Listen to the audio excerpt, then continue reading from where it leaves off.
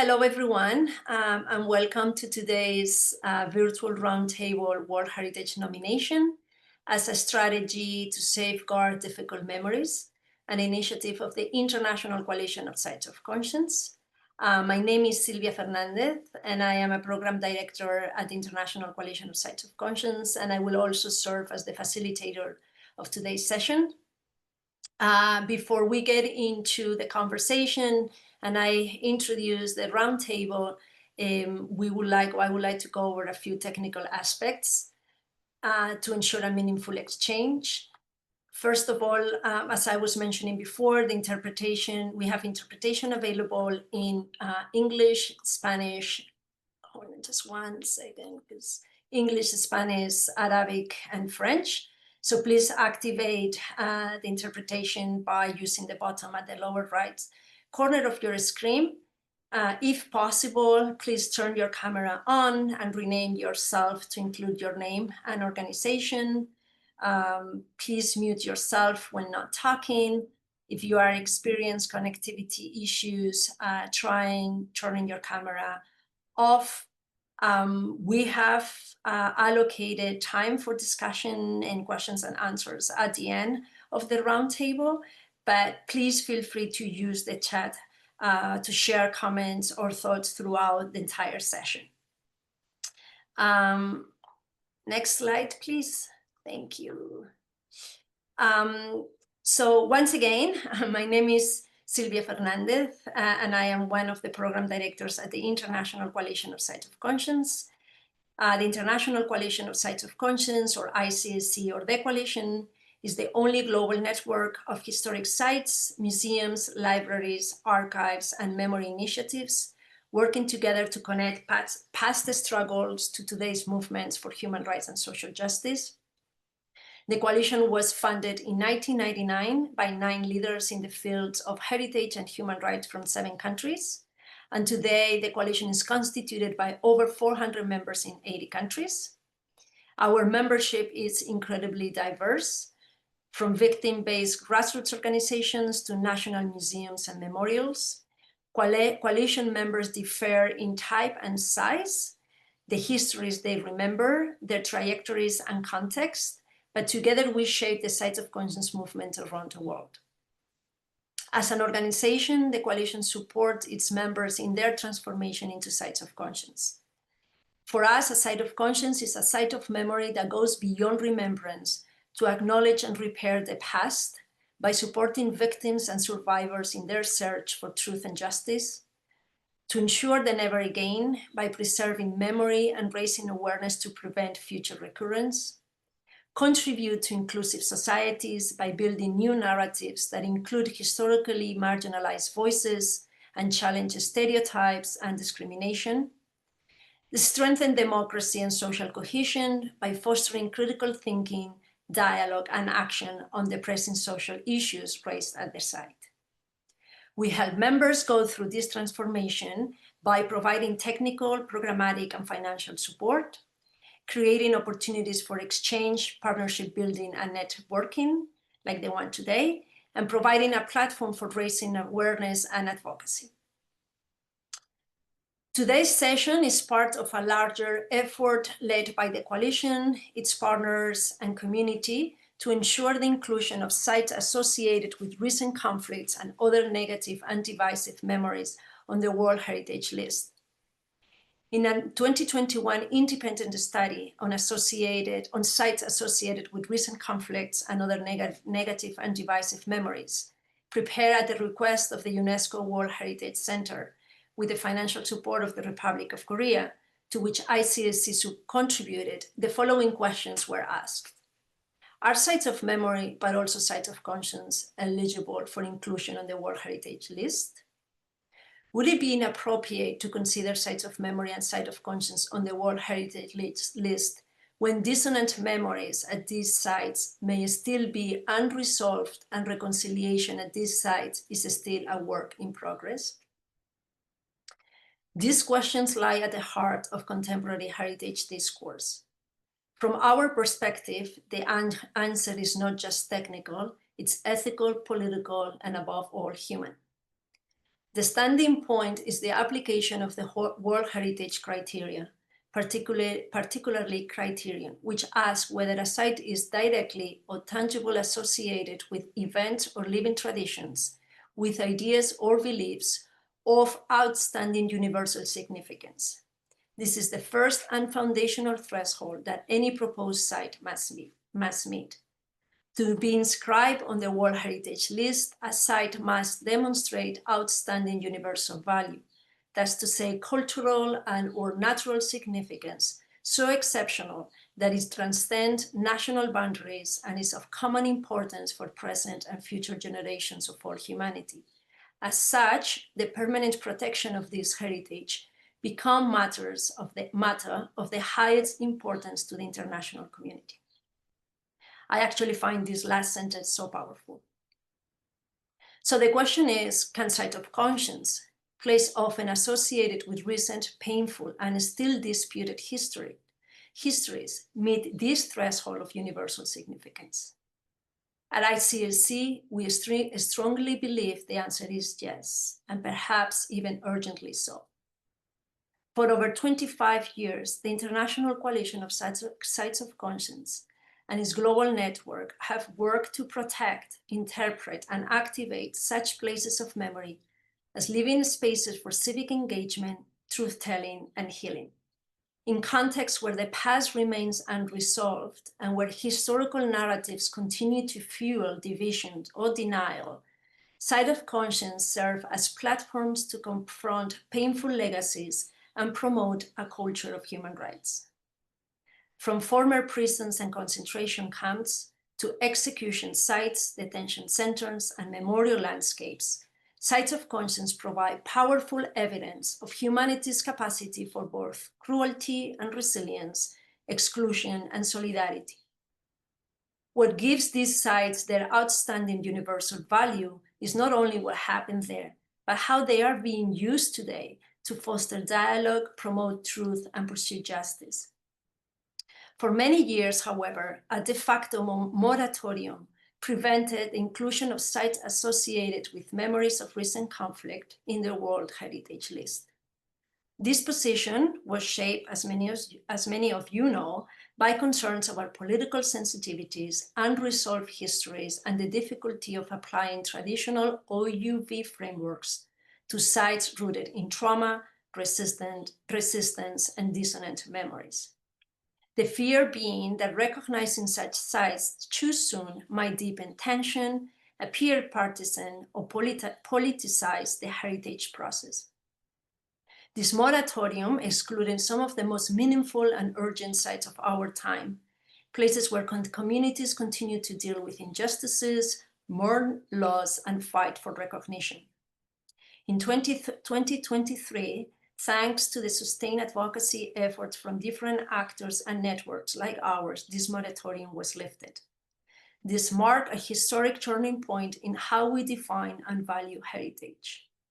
It confirmed that recent history matters, that complex memories can be carefully preserved, and that the World Heritage plays a key role in supporting peace, justice, and inclusive memorialization. Today, at a time when the right to memory is under threat globally, when we see rising authoritarianism, disinformation, and the political erasure of difficult histories, World Heritage recognition becomes even more essential. It offers international recognition and protection, affirming the importance of memory in all its complexity.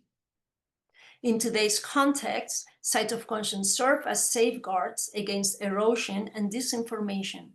They are places where communities can confront difficult truths, where survivors and descendants can speak, and where new generations can learn about the root causes of conflict and about the values and institutions needed to prevent them.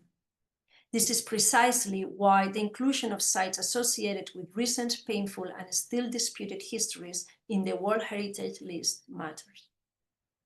It is a recognition that dealing with painful memory is itself a form of heritage work, and that holding a space for pluralism, dialogue, and accountability is one of the most urgent cultural tasks of our time. Today, we are fortunate to have with us 3 members of the ICSC community who stand as testament to these values and efforts. Each of them brings first-hand experience of what it means to navigate the complex, often challenging process of pursuing World Heritage recognition. Please join me in welcoming our speakers, Alessandra Cummins, Board Director at ICSC and the Director of the Museum and Historical Society of Barbados. She is internationally recognized in matters concerning heritage museum development and art. From 2004 to 2010, she served as president of the International Council of Museums, ICOM, the first woman and the first person from the Caribbean to do so, and represented Barbados as a member of the Executive Board of UNESCO from 2011 to 2013. She was instrumental in the creation of the Museums Association of the Caribbean, MAC, becoming president founder in 1989. She was also active as the first board member and then as president of the International Association for Caribbean Archaeology. She also served as UNESCO's Intergovernmental Committee Chair for the promotion of return of cultural property to countries of origin or its restitution in case of illicit appropriation. ICPRCP from 2003 to 2005. In 2005, she was awarded the Gold Crown of Merit of Barbados in recognition of her services to the development of heritage and museum. In 2007, she was appointed president of the International Advisory Board Memory of the UNESCO World Programme. Alessandra was recently chosen to head the delegation of Barbados in the World Heritage Committee. Thank you for being here, Alessandra. Our next speaker is Maiki, or with us, we also have Maiki Gorosito. She served as Executive Director of ESMA until May 2025. Previously, she coordinated international cooperation efforts for ESMA's successful nominations to both the UNESCO World Heritage List in 2023, congratulations, Maiki, and the Mercosur Cultural Heritage List. Maiki also coordinated the Executive Secretariat of Mercociudades, contributed to the creation of Mercosur Consultative Forum of Municipalities, Federated States, Provinces, and Departments, and trained officials in Argentina, Uruguay, and Paraguay on city internationalization and decentralized cooperation. She's a professor and graduate in education sciences and an expert in international cooperation and Latin American regional integration, holding positions such as General Director of International Relations for the Buenos Aires City Government and the Municipality of Morón, Argentina. She also served as external advisor in international cooperation and regional integration for the Municipality of Canelones, Uruguay. Maiki, welcome, and thank you for joining us today. And last but not least, we have Hang Nisai, who is an archaeology graduate student from the Royal University of Fine Arts in Phnom Penh, Cambodia. In 2009, Nisai began to work at Tolles Lang Genocide Museum. From 2009 to 2019, he became involved in the education and exhibition projects where he led the team to organize activities for the students, both in the museum compound and at local schools. He also acted as the head of the project and planning section, where he was involved with the establishing short-term and long-term activities for the museum. He has worked closely with international partners such as GIZ, JICA, COICA, UNESCO, and became museum director in 2020, while completing a master's at the Royal University of Phnom Penh titled M13 and Early Khmer Rouge Prison during Civil War 1970-1975. He is also a member of the International Advisory Committee for the Chega Centre Timor-Leste from 2024. As probably everyone in this room already knows, the Tolles Lang Genocide Museum recently achieved inscription on the UNESCO World Heritage List. So Nisai, congratulations. And to the three of you, again, thank you for being here today. To guide today's conversation, just so everyone knows, each speaker will be asked a few questions. To our speakers, I kindly ask the three of you to be mindful of the time when responded.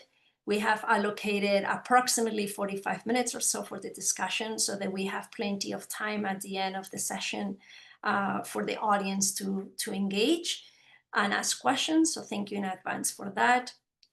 And I guess we can start. So the first question goes to you, Alessandra. Could you please reflect on the significance of this nomination of the UNESCO World Heritage nomination and recognition for sites of memory?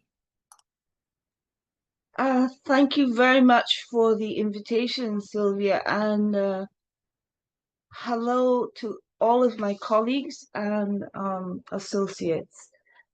I will say just a few words really on this matter of the reflection on the significance of these nominations.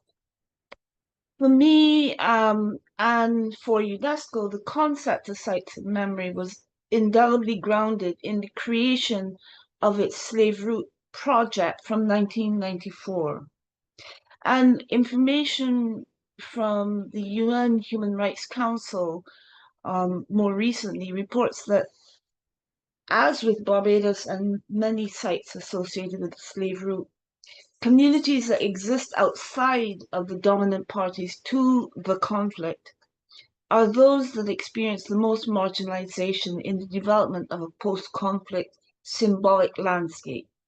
Identifying these groups and encouraging their participation allows their voice to be heard and to impact the development and design of the symbolic landscape in a way that is beneficial for the whole community.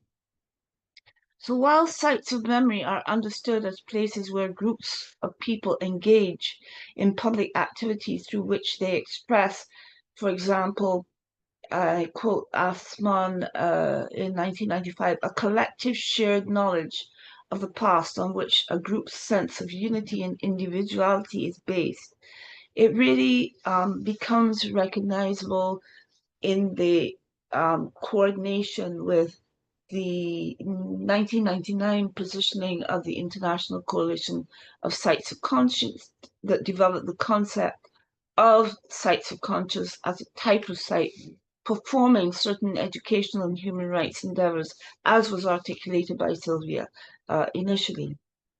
But as was asked, are sites of memory and also sites of conscience eligible for inclusion in the World Heritage List? And I think that for me, the answer to this question must be based on the application of World Heritage criteria and whether such sites meet the threshold of being associated through their outstanding universal value with events or ideas that reflect this significance and are based in the utilization of criterion 6. Now that criterion has already been expressed, so I won't go over it, but this is the first threshold of any proposed site would have to meet, and it has to be of outstanding universal significance, not just of national or regional significance. So, unlike the other 9 criteria that assess significance of sites, criterion 6 required 3 different kinds of assessment. The demonstration, as I said, of outstanding universal value of the identified associations, assessment of a direct or tangible link with the property, and a comparative analysis with other properties with similar association and links.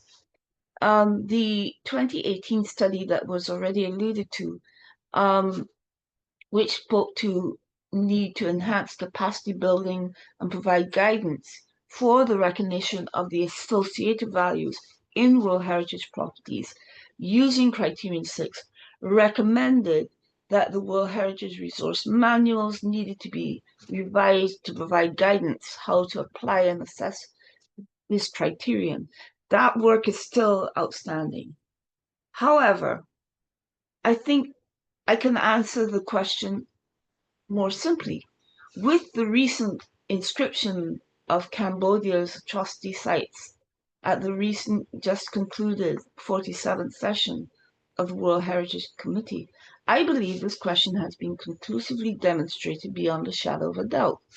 The response has been overwhelming, and we must also similarly congratulate our colleagues at ESMA, ESMA Site Museum, and at Rwanda's Memorial Sites, both of whose sites had been held in suspension through a moratorium of over 4 years before while World Heritage partners, including local communities, committee members, state parties, World Heritage staff, and advisory bodies had to wrestle with an initial interim process following the moratorium on considering these sites before they achieved inscription for World Heritage status in 2023 and 2024 respectively.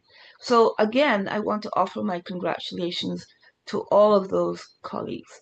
But what stood out for me most of all was where you looked at the evaluation reports of the advisory bodies. In this case, we are dealing with the advisory body of ICOMOS, which until this point wrestled with and made clear their concern that criterion 6 could not be used on its own to assess the value, the outstanding universal value of a site. It had to be, or was preferably associated with at least one other criterion. That blockage has now been significantly removed. And with the statement from the Cambodian memorial sites, ICOMOS expressed its opinion that since the World Heritage Committee adopted the guiding principles on these sites of recent conflict, that this now applied directly to the application of Criterion 6 and allowed a clear and just and appropriate evaluation to allow inscription. And indeed, Cambodian memorial sites went through without a question. No question was raised as to the outstanding universal value of the site. So 2025's meeting stands as an important marker regarding the use of Criterion 6 on its own for the purpose of assessing or evaluating the outstanding universal value of the site. Now, during the report on the outcome of the deliberations of the open-ended working group on sites of memory, which had been established very, very urgently in late 2022, early 2023, the chairperson of the working group, Madame Vera Lecaille, made very clear the main considerations of a very, very dense deliberation of state parties who participate in the debates. And she pointed out that there were critical issues which marked the development and advancement of their debates. She noted that the first principle that really guided their work was a principle of consensus. And while there were very tough negotiations between and during meetings, everyone was very conscious of the sensitivity and complexity of the issue, and therefore everyone's point of view was very extensively debated.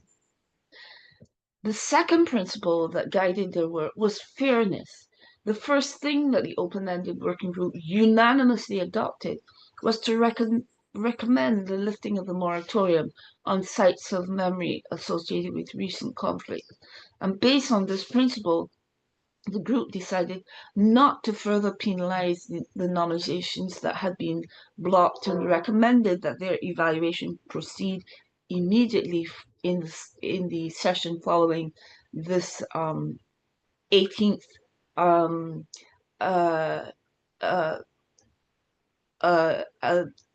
International World Heritage Committee meeting, which was an extraordinary World Heritage Committee meeting in order to address this and other key issues. The third principle which guided their work was to never lose sight of the fact that nothing can prevail over the convention and its credibility. The outstanding universal value remains the major prerequisite for an inscription on the World Heritage List, and it's therefore important to acknowledge that not all sites of memory associated with recent conflict are eligible for inscription to the World Heritage List.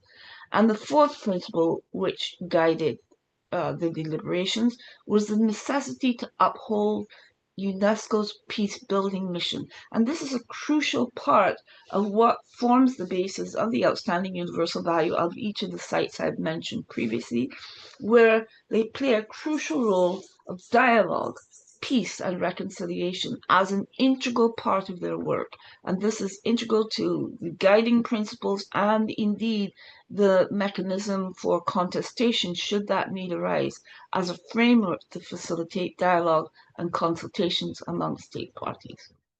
Now, she ended her comments by noting that experience drawn from the implementation of these guiding principles will tell the committee in the future whether further improvement of these guiding principles are deemed necessary. They will be drawn in and will allow the committee to monitor the impact of these guiding principles on the Convention of the World Heritage List. But she noted in particular that you can produce the best rules, the best basic texts, procedures, mechanisms, guidelines, frameworks, whatever you can produce as text. They are elaborated only to help to frame a subject and to facilitate decision making. They have no magic powers. They cannot make tensions or divisions disappear. Only state parties can, and it's totally a question of the political will.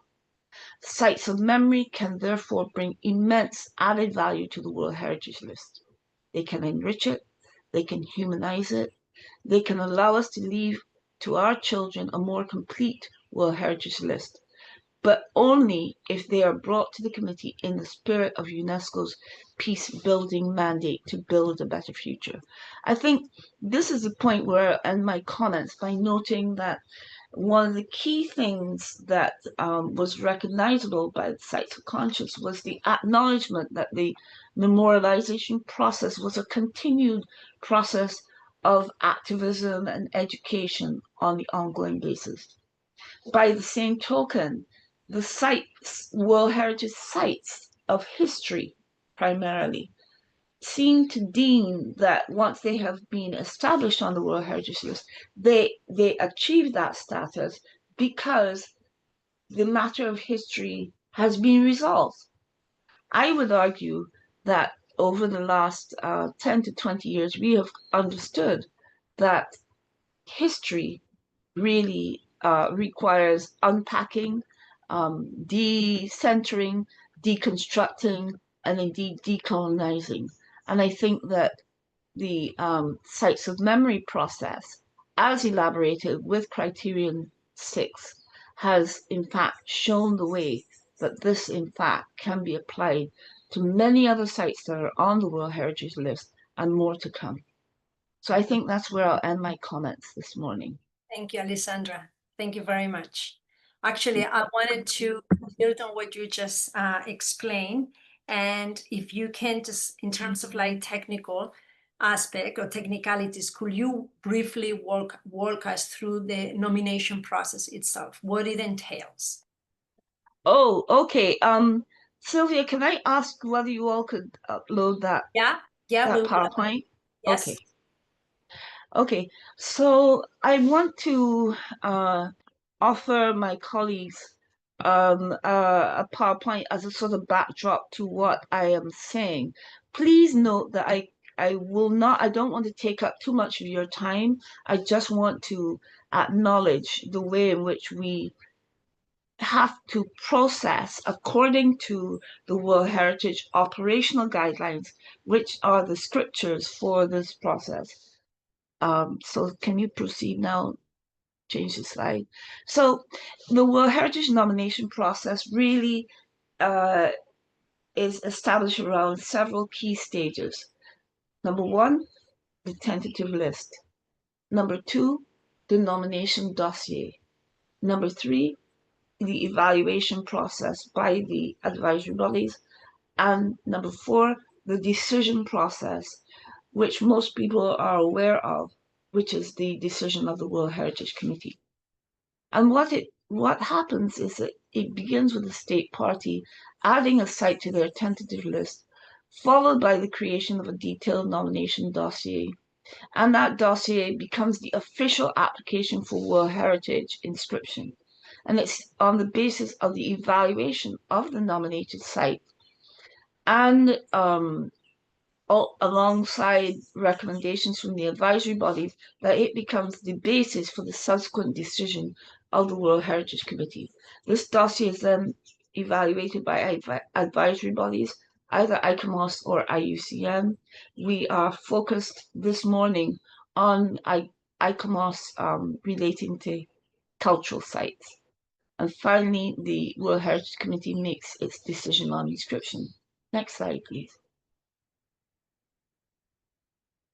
Next slide. So, no, go back to tentative list, please. Right. So the first step a country must take is to make an inventory of its important natural and cultural sites located within its boundaries. This inventory is known as a tentative list, and it kind of provides a forecast or an outline of what a state party may decide to inscribe or submit for inscription within the next 5 to 10 years. And this tentative list can be updated at any time by the state party.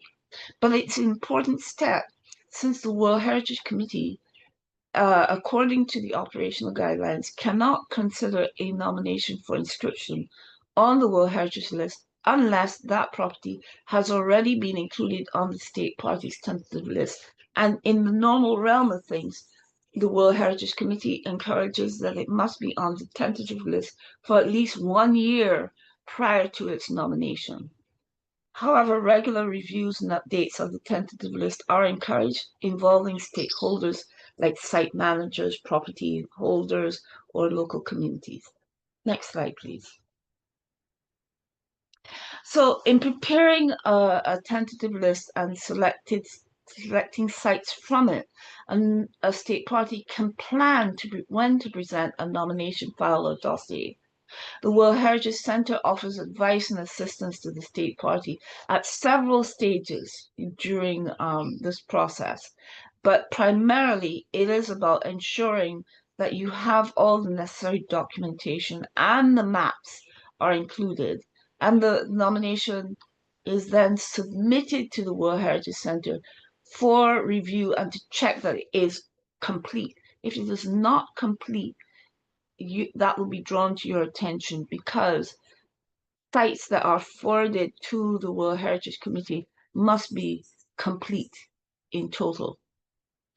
Today, another step has since been added where state parties can, before they submit a nomination, a draft nomination to the World Heritage Centre, can undertake either an upstream process or a preliminary assessment. Now, I don't have time to elaborate on these things, but you can look at the operational guidelines, which allow you to understand in much greater detail what these processes entail. And indeed, they provide forms and formats for the presentation of this information that allows the acceptance of this material for review, either by the World Heritage Centre or by advisory bodies involved. But essentially, I want to state that what they're looking for is the defining the outstanding universal value of a World Heritage property as being its cultural or natural significance, which is so exceptional as to transcend national boundaries and to be of common importance for present and future generations of all humanity. And as such, the permanent protection of this heritage is of the highest importance to the international community as a whole. I think what we must understand is that the World Heritage Committee and the listing of it is not merely a national process, which is the first step that the state party can take by nominating it. But it is a collaborative global process which must meet all of the stated criteria and the outstanding universal value, and to make sure that this can be inscribed, the dossier must clearly define that outstanding universal value, particularly as evidenced through a comparative analysis of similar sites and its ability to meet at least one criterion. Yes, okay, I'll move faster. Next one, please. The evaluation process is particularly hard on state parties, and that's why the new upstream process and preliminary assessment have now been included in order for the state party to hear from the advisory bodies in advance of formally submitting their nomination, because they need to know that the time, effort, and resources that they are spending on elaborating this nomination are in fact going to meet the criteria and the other requirements of the World Heritage Convention. And that means that they not only demonstrate outstanding universal value, but also meet criterion regarding the management and protection of the site. Therefore, there are local processes and procedures that have to be inscribed in the nomination dossier. But the criteria are all explained in detail in the operational guidelines. I will move on to the next slide, please. I continue the note about the evaluation of the nomination. Currently, it's a voluntary two-phase process, but that voluntary two-phase process of preliminary assessment for phase one and then the nomination process for phase two, this voluntary phase process will become mandatory from 2027. And the purpose of the preliminary assessment request is to provide an opportunity for enhanced dialogue with the advisory bodies, to establish the feasibility of the potential nomination, and to avoid the use of resources to prepare a nomination that is unlikely to succeed, and to establish at an early stage the feasibility of this potential nomination. So all of these are taken into account when they go through the preliminary assessment, so that you're already in dialogue and are not waiting after the submission of the formal nomination. Next slide, please. I just added this here to point out that with respect to how the evaluation is carried out, these are the formal procedures that are undertaken by the advisory body. But I think let's move on. Next slide. I think the main thing that everyone associates with the World Heritage process is the decision. And for many, our focus is on the actual World Heritage Committee session, where their nomination is listed for debate. I want to emphasize debate and decision by the World Heritage Committee before it is finally decided whether it will be inscribed. These decisions are drafted on the basis of the evaluation that the advisory body has conducted.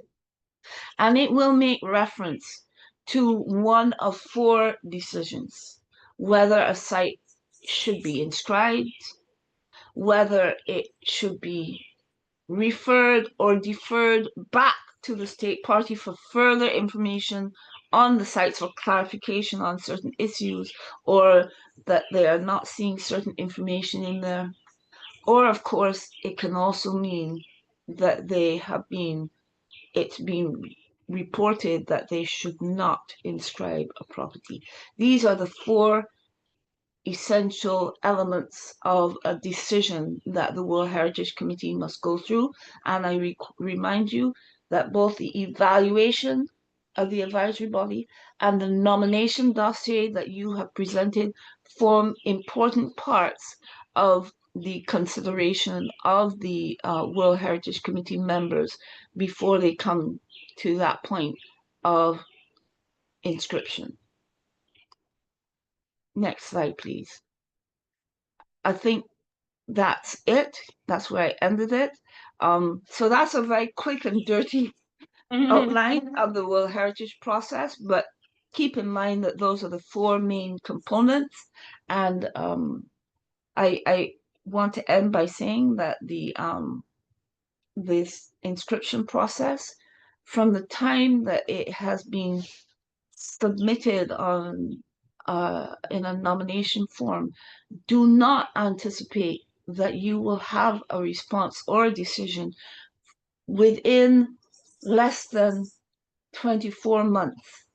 Please don't, because there are the many stages of the evaluation that have to be gone through, and sometimes it takes much longer. Okay, thank you. Thank you, Alessandra. Thank you for sharing all this information and insights. I made a note in the chat, but for those who are interested, we can share Alessandra's PowerPoint as well.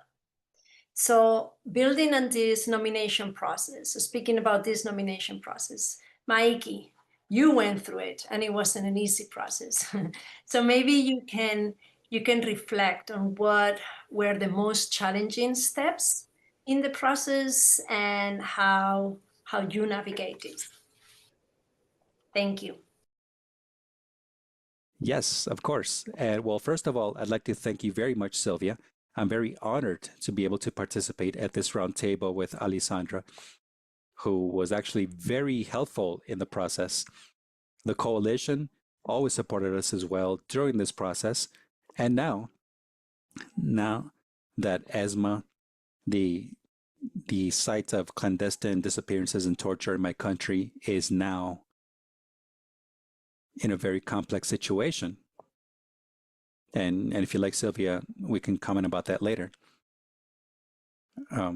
With all that in mind, I'd also like to share with congratulate my colleague from Cambodia for having been registered, because as you well know, is indeed a very complex process, very beautiful process because of all the lessons learned, promoted by the institutions with whom we were able to engage. And actually, when I heard Alessandra speaking and going through the PowerPoints, I thought, with every word, with every situation that she mentioned, and even with every effort that must be taken to become registered, there's a whole world of situations that happen beyond them, a whole world of situations that sometimes are complex or complicated to move forward with. So the very first thing that I'd like to say, and that I always say before reflecting on anything that I'm involved with, is that the ESMA site, the Clandestine Center of Torture and Disappearances, was in fact one of the over 800 illegal detainment centers that operated in the Argentinian Republic during the last dictatorship, through which upwards of 5,000 men and women passed. Most of them were assassinated and thrown alive into the sea, where the most serious crimes against humanity were committed. On that, I would say that our inscription into the list was defined by the World Heritage Committee on December 19th, on a day that we will never forget, because of the exceptional universal value that UNESCO determined to be highly representative and closely tied to the illegal repression of the opposition and dissidents, armed and unarmed, that was perpetrated by the dictatorships in Argentina and all of Latin America in the 70s and 80s. And our site represents the forced disappearance of people in that regard. So that's just to give you some context about what the site signifies and provides testimonials to. It is a National Historical Monument, and a few months before being registered in the World Heritage Site list, we were also registered on the list of Mercosur cultural sites, the very first site to enter into that list as well. So what then were the most challenging steps?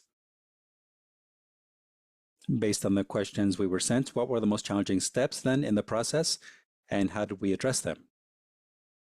Well, those challenging steps would be, well, I consider them all under the lens of difficulties and possibilities. Challenges as possibilities and difficulties. So I will just name a few of them. And one very challenging step was changing the transformation that had to be done interinstitutionally to become an institution that could be evaluated with very rigorous international standards. And our way of managing the organization and planning and monitoring and evaluating and in thinking and even in setting forth initiatives was all very important. And another very important challenge was the pedagogy, the education that we had to set forth with the various officials, high-level officials in the government at the time. Because we went from registering on the tentative list to Saudi Arabia. I mean, we went through several administrations in the country in that time. And we had to depend on different authorities under different political contexts. So we had to provide significant education to share and convince the high authorities, ministers, ambassadors, about the importance of maintaining the team and supporting it with a budget so that it could focus on the nomination into the World Heritage List. That was an important challenge. Also, we had to address any resistance that we found in certain bureaucrats that saw heritage as something that is not connected to memory or human rights. It was a sort of a parallel debate that we had at the time with the Open Working Group. That was a major challenge. Then there was a positive challenge in that we found the opportunity to create a strategy for international ties and regional ties to support the nomination of the museum, but that could also be sustainable in the medium and longer terms, so that it would not only consist of a formal support attached to the nomination dossier. And another significant challenge also, and this was definitely a significant challenge, was around gaining the support of all the sites of memory in our country. Why? Because the question was, why this museum and not the Mar del Plata Lighthouse or another site, or La Perla or Olimpo? I mean, why not any other site in our country? So that was beautiful work, actually, around sharing information and educating and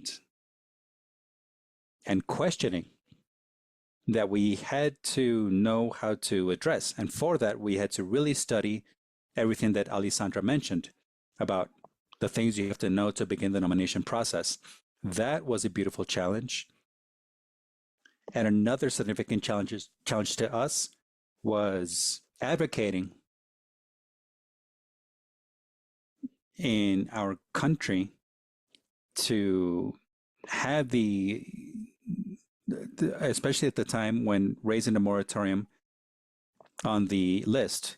This was an important moment because we did constantly and systematically and permanently work with the Argentinian delegation for UNESCO And that was actually a political decision by our organization, in that we were not the ones creating the dossier, but instead we had permanent dialogue with the high authorities, especially political authorities, the Ministry of Foreign Affairs, and the several chancellors we had.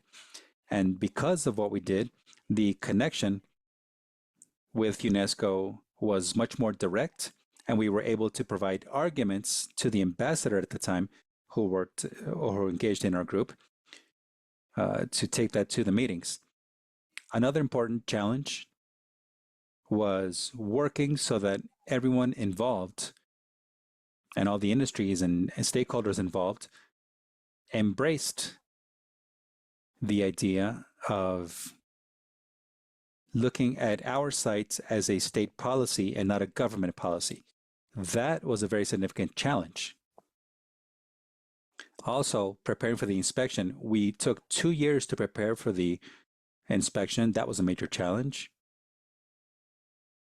Defining also the exceptional universal value and what that would be, together with the significant challenge of creating the nomination dossier, where an interdisciplinary team was created with historians, political scientists, and management experts and other experts to focus just on that. We were not involved in running the museum, but that team had become part of the museum actually from the very beginning. So formulating the nomination dossier was another major challenge. Sylvia, just let me know if you'd like me to touch on any of the other issues that you mentioned, or is that for later? Whatever you determine. Maybe we can stop here for now, Mikey, and then with the other questions we have, we can address the other topics. You said initially that maybe it was a good moment to also speak about where ESMA is today. So maybe you can talk about what it means to be acknowledged by UNESCO, and we'll talk about that in a moment. Thank you, Mikey. Nisai, you also went through this process. So maybe you can build on what Maiki was saying and explain how it was for you guys, for the Torres Land Genocide Museum, and in particular, how did you engage local communities and other stakeholders during this nomination and the role that they play? Thank you, Sylvia, and thank you, Mikey and Alessandra, for your insightful presentation. I'm very happy to hear that. And good night from Cambodia, everyone. Yeah, I'm very happy to share because as one of the member who took part in the nomination process, I see this is very important job, and this is a very challenging job, as Mikey mentioned, that it's not so easy about uh, drafting this, and we have to be very cautious of whatever we write, and as a history fact, but what should we mention about outstanding universal values?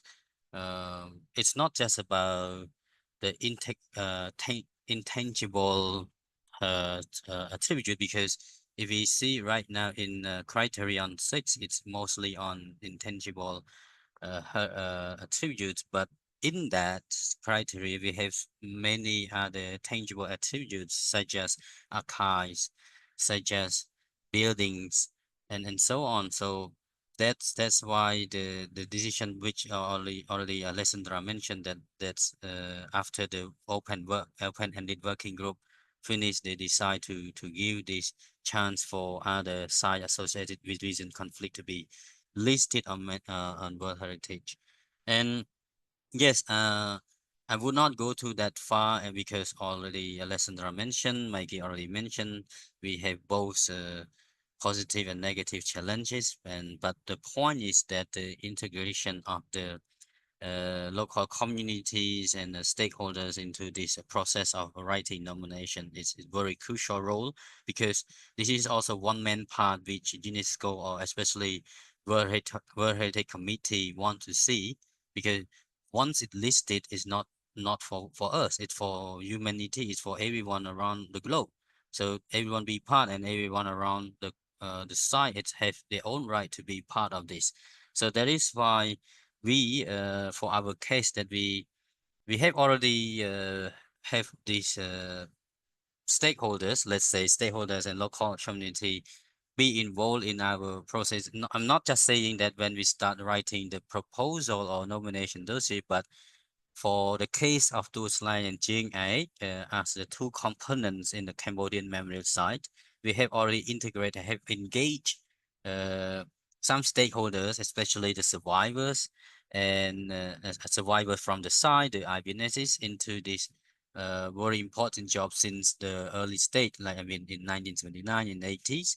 And for the case of Tu Slan, we have the local communities be part of the museum since it was some of them have been recruited to be the museum staff, and they continue to be the staff of the museum until today. And we always connect them to the site with many different ways. To our case, I'm not saying that just as an example. To our case, we link them into the museum work in relation to this ceremony, like ritual ceremony, Buddhist ceremony, because in our concept, the Buddhist ceremony, it's a very playing a very crucial role in ways of commemoration and reconciliation. So survivors, the local community are involved in the museum work with this feel of commemoration, reconciliation since then. So that's why those people really, I would say they are the very beginning, beginning of the establishment of the museum.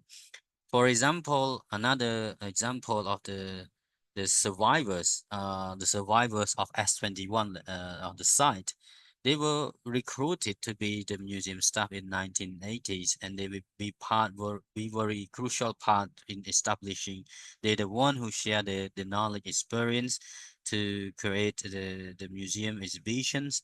And until now, even though they are not the staff, but they commit to come right now, there are 4 survivors, 2 adults and 2 children are coming to the museum to tell the stories. This is how we engage both stakeholders and the local community.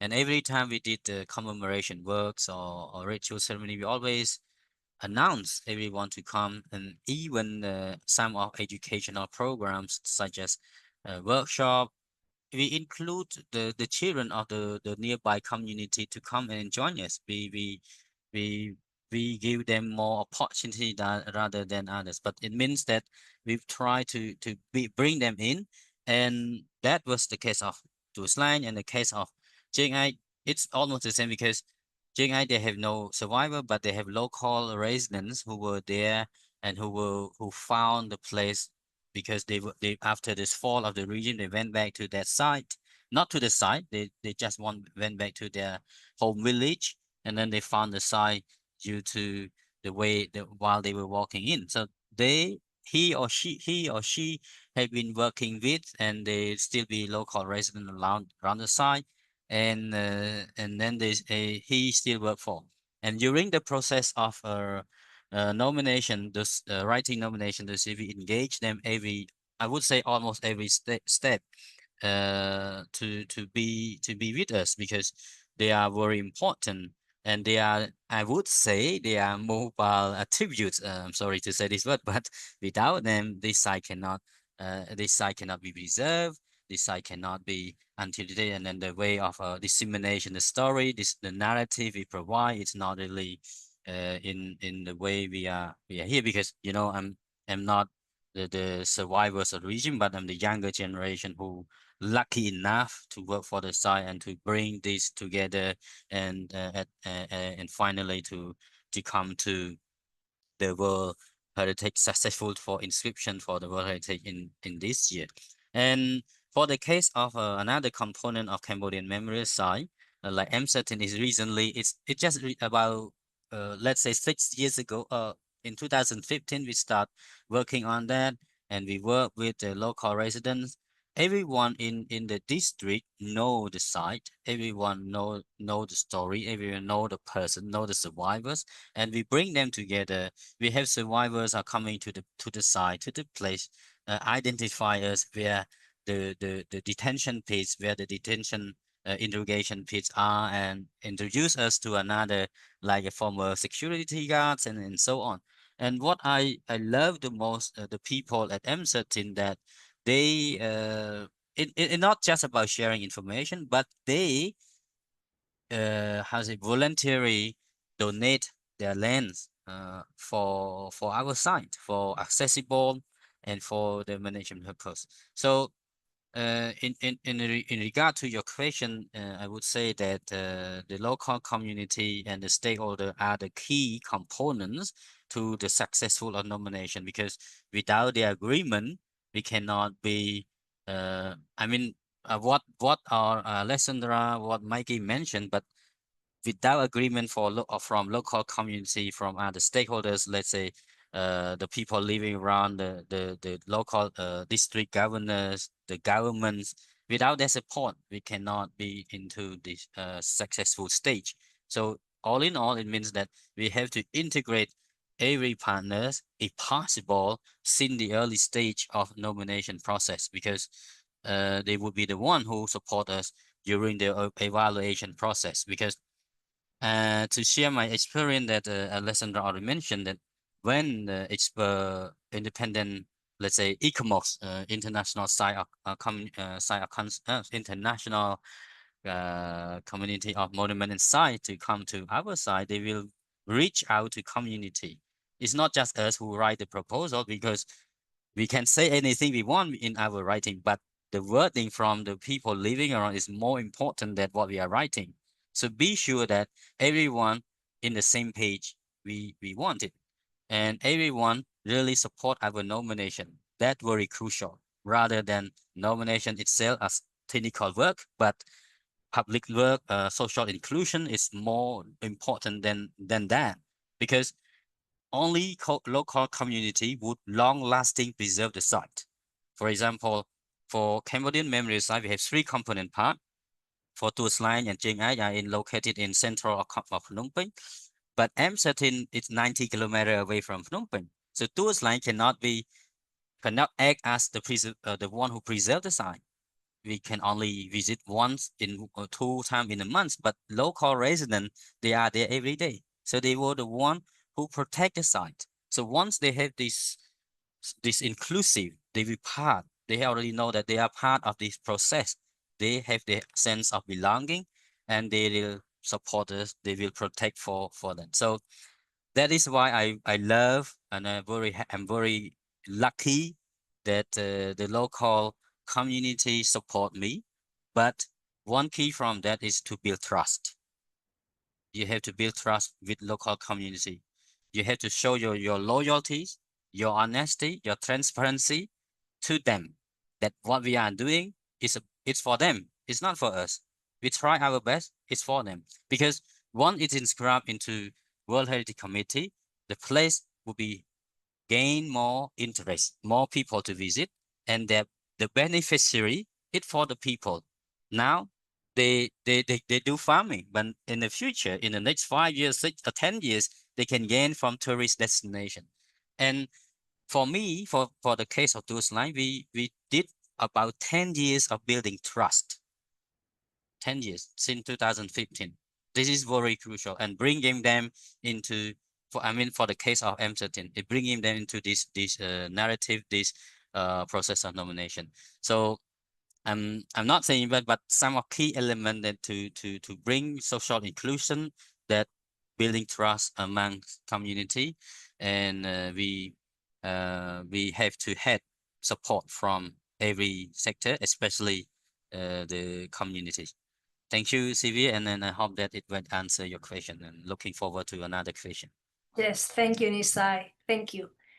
It did answer the question. I'm mindful of the time, but Mikey and Nisai, because I want to make sure that we have some time for questions and answers. So Mikey and Nisai, if you could maybe just focus on one impact, okay, on how the designation or even the nomination and its cycles. Or maybe you can already speak about the impact of the designation, how it has impacted the site, both in for the ESMA and for Torres Lang. And maybe, Mikey, you can speak about the impact if you feel like this would be a good space to talk about the impact in today's political context in Argentina. Thank you. Gracias, Silvia. Bueno, I would look at the impact from two standpoints. One, the impact of the process, which was quite extensive. Over the years, we worked in the nomination, and because of all the initiatives that we had to undertake and the strategic changes also that we had to set forth at the institution, I was able to work on the nomination team and focus just on that. And then 1 year before our inscription and before the nomination, at the time, the country's human rights secretary, together with other human rights organizations and survivor organizations, all came together. Knowing from the inside what they were all like and what the process looked like, that gave me the opportunity to make certain changes in every part of the institution's governance. So the process was highly impactful to the institution. Now, with regard to the time after registering as a World Heritage Site, well, undoubtedly, the international visibility, the world visibility from having entered into the list is truly impressive, highly important. And I say this in a sense that we were able to show the world once again what the museum means, what government terrorism based on the forced disappearance of persons and the consensus on the never again was extremely important. That, in turn, gave us a high international visibility and expanded our audience. And by expanding our audience, I connect that with the manner of creating informed citizens, educated citizens,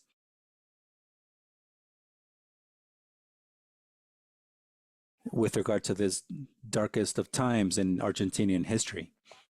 So the impact and the awareness raising that came because of it in the hearts of the people and in the commitment to the never again and the defense of democracy, because I think all sites of conscience are indispensable for democracy. And that's why we have to continue to work together beyond our public position and beyond our careers, personally beyond my career in directing ESMA.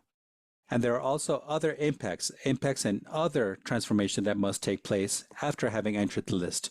First, meeting the recommendations that UNESCO has. And second, addressing other issues based on our audience expanding, namely tourism and memory. And it also requires that we continue to be creative. Our institution is a dynamic and living institution given our context. So we have more and more partners, more and more strategies, more and more communication. And well, if I have a chance, Sylvia, to comment on the context that the ESMA site is suffering from today, it is a context that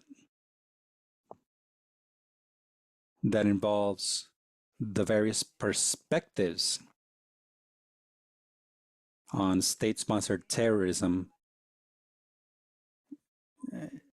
under the current administration. That is, it's been a great effort, like I mentioned, especially around pedagogy, around educating about this being a state museum and not a government museum. It was recognized as such, otherwise UNESCO would have not included us in the list. So in that sense, we are trying to work with the new administration, but, well, it's a situation really where, I mean, the museum, the site, is currently representing the opposite of what the current administration is upholding. So we had thought of strategies, knowing that the political change was coming here. So the strategies were not for the transitional phase because we as institutions have to be sustainable over time beyond current junctures. So in the last 3 years, we had already been creating a stronger organization as far as preserving the documentation and the research methodologies, and in receiving grants and donations of objects and documents from the survivors, and addressing new issues under the museum's agenda, and in reviewing our education on memory. But the actual impact politically that we've seen from the authorities against the museum in the last year and a half of the current administration have been very strong. On one hand, budget-wise, the budgets have basically been reduced by 50% as far as the actual museum team, the employees, either by layoffs or by simply reducing wages by up to 70%.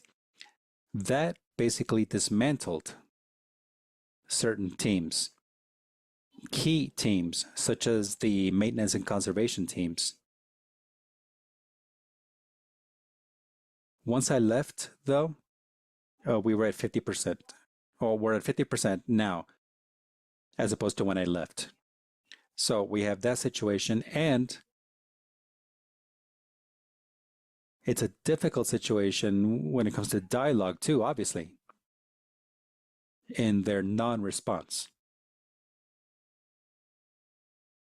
We are obligated to maintain dialogue and make efforts that can be audited at any time by any institution or by any government body or even in any international body. So we had the teams, again, drastically cut down, a lack of budget execution, but for a year and a half, we are still producing and setting forth our action plan for the museum with a major effort, with the support of human rights organizations that are also part of the advisory council at the museum, and by the survivors. So we're still receiving thousands of visitors, mostly students, researchers, educators, presidents, ambassadors.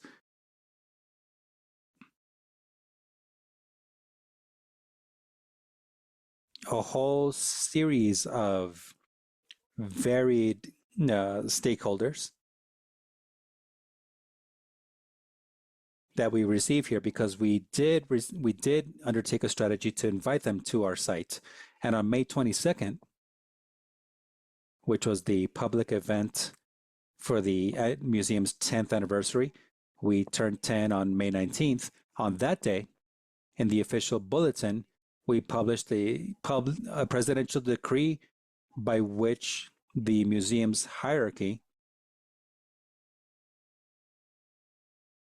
was broken down and transformed into a so-called organizational unit that is decentralized and disconnected from many other instances.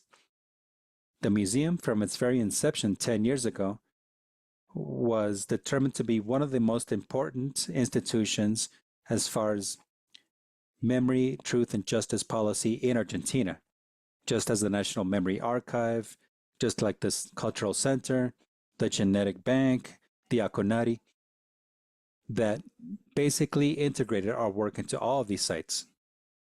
So the museum's hierarchy was broken down. The role of the executive director was removed from the museum, and it was left in a sort of a standby with no leadership, because no role was determined to lead the museum, and without leadership, no action plan can be determined, nor any plans for monitoring and evaluating the museum's activities. And with no dialogue so far with the government, the human rights body, which plays a significant role at the museum, has not been able to establish dialogue with the person who is now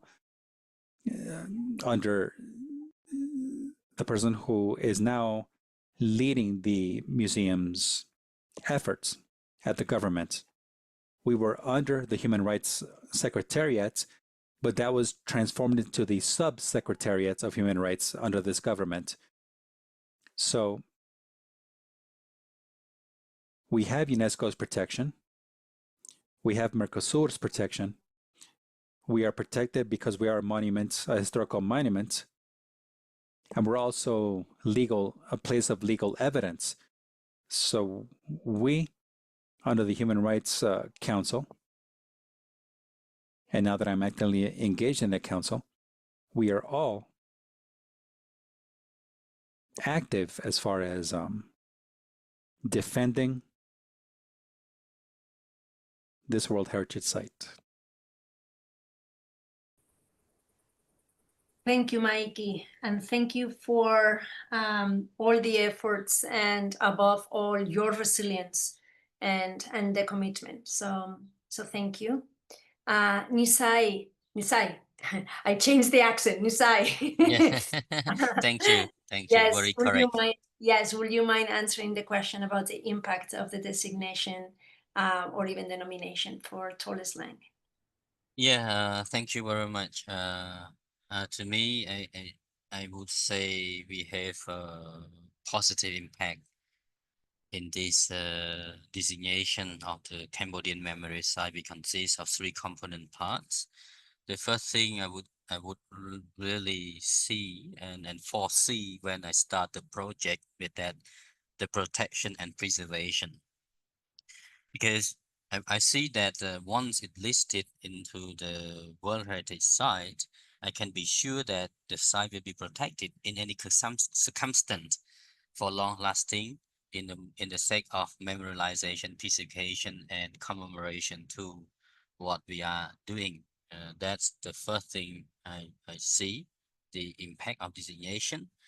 The other thing I would say that after have been inscribed, really that it show that our significance of the site, and it also raised in international awareness about and also international recognition. I know that we have already had that since years, since we have been part of the ICSC, but this more globally in international recognition onto history of the Khmer, with the history of Cambodian. And other than that, it acknowledged the sacrification and commitment of Cambodian people in dealing with the past and moving forward to the peace, stability, in joining hands with the government to build peace and development. So that was one of the another part of, I would say, the impact, a positive impact. Another positive impact is that yes, sure, it's more tourists to come, and more funding in that and also to strengthen conservation and site management and global community, and especially that to give the local community feel that the responsibility in protecting the heritage, because they have been involved in the process, so they have to have that sense of belonging, sense of preservation, sense of protection of the site. So, but it's not just about positive impact, but they also have a negative impact. Actually, regarding to a negative impact that regarding to the those line, particularly if more tourists to come, then it would be really another challenge that we have to. As you know, that the museum, the buildings of the museum have been built since the 1960s. It was not a very architectural structure, architectural buildings, but it's just a build for a certain point of time for schools. So it was a light construction. And then it should later on affect it to the buildings, to the site. So we have to be cautious about conservation works and a future conservation plan and tourist management plan. How could we allow visitors at certain point of time? If more crowded, we cannot allow them 100 or 500 people to climb on the building. We have already aged over 50 years. We have to limit them. And then this is the protection and safety net plan for the future after being listed. So more people to come, it's already good, but also be cautious that it bringing negative impact about affect to the affect to the site. So this is thing I see, and I would like to share with my. Thank you, Nisari, and thank you for reflecting on that negative impact and the importance of preservation of these sites as well. I know that we are really running against time, but I wanted to open the floor and see if anyone has any comments or questions for our speakers.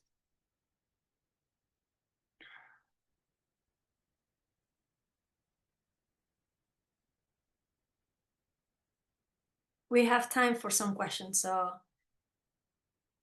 please feel free to unmute yourself or to use the chat box to ask. Can be a question or a reflection or a comment. I don't know if we have any member of the audience who might be going through a similar process right now or thinking about it and would like to share.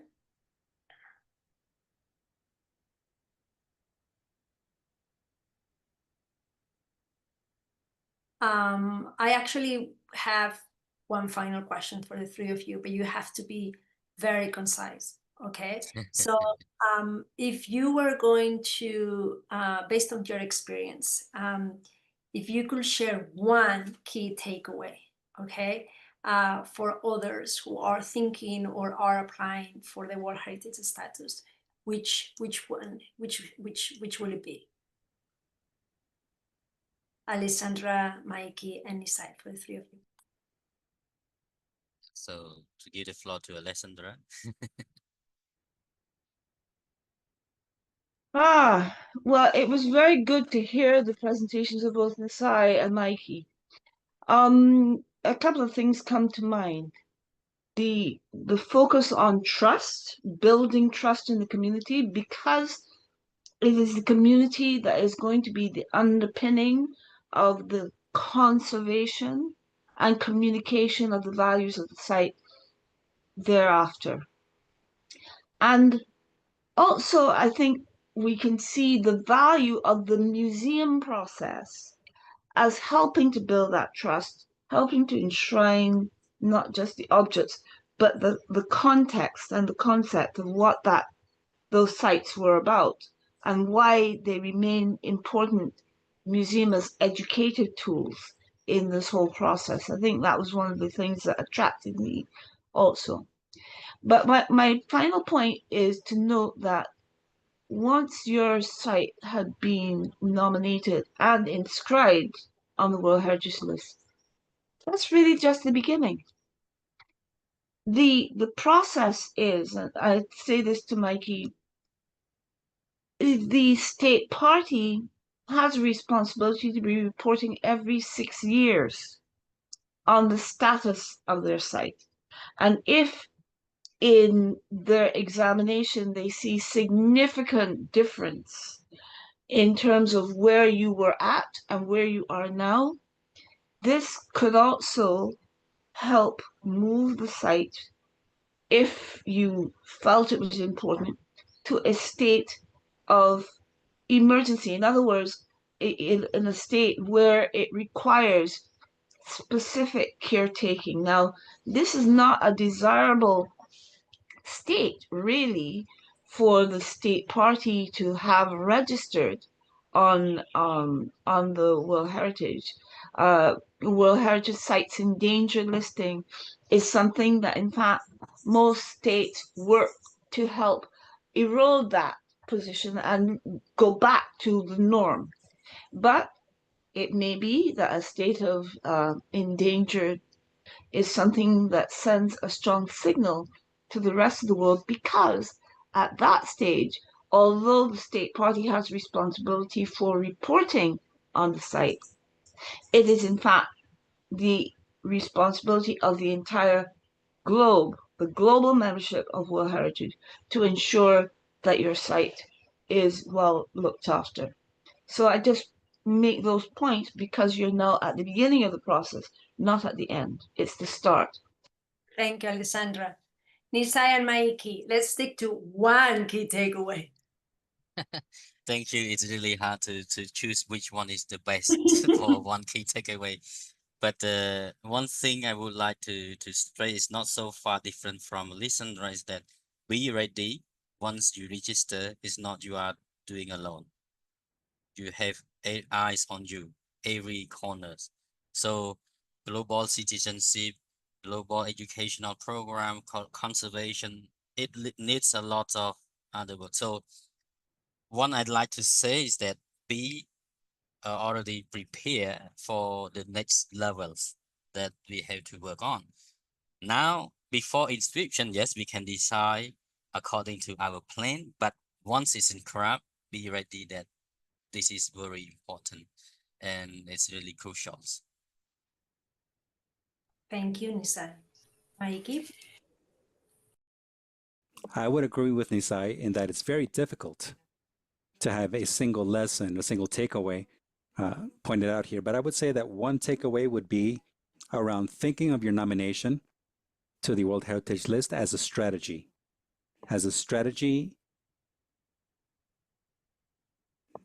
to have much stronger sites of memory, because it does entail new procedures institutionally, new lessons learned, and a longer term view of things.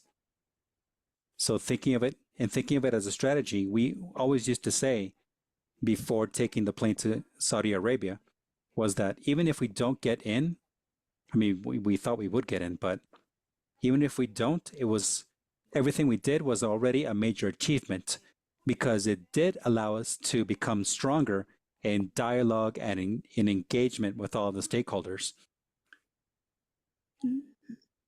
to make the site, ESMA, more robust in providing continuity and in affecting public policy, and that we would continue on. So yes, think of it as a strategy that covers the entire process, and then what comes after that, even under very adverse conditions such as ours currently is, it's all for the memory of the country. Thank you, Maiki. Thank you for sticking to one takeaway. I see in the chat a comment coming from Gloria Daniel.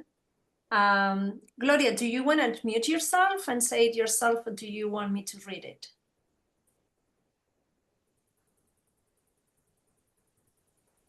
Okay, I'm going to read it. So please read it. Okay. Visiting Cambodia in 2018 and witnessing Tuol Sleng Genocide Museum and Chung Ek Genocide Center was profoundly painful, an incredible achievement from all mankind and the Cambodian people to become a World Heritage Site. agree, it's my own added. I am hopeful that the new town enslaved burial ground memorial institute in Barbados, which is being developed as a heritage site for learning on transatlantic slavery, will eventually become one also. Thank you to Alessandra, Nisai, and Maeki for your outstanding commitment. Never again should mean never again free Palestine. Thank you, Gloria. Thank you. I hope to see you again in Cambodia and we can engage in this discussion for your purpose. Yes, I found my visit to Tuol Sleng in 2013 profoundly moving, and I am so proud of what you've managed to achieve as a result. Thank you everyone for your congratulations.